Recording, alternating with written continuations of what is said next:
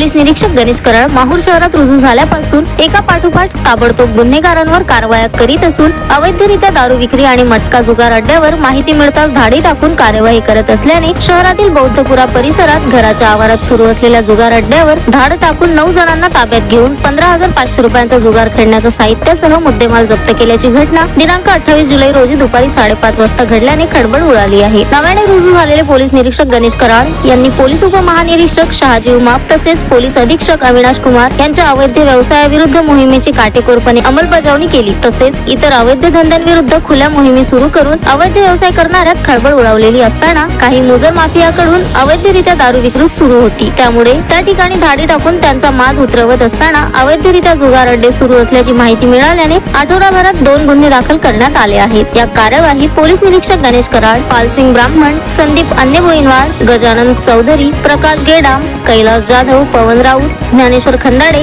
चालक जाधव यांनी कामगिरी बजावली आहे। Shankar Bhalerao, the sting operation news, Mahur. The sting operation news, सत्याचे दुसरे नाव, अन्यायावर लेखणीचा घाव।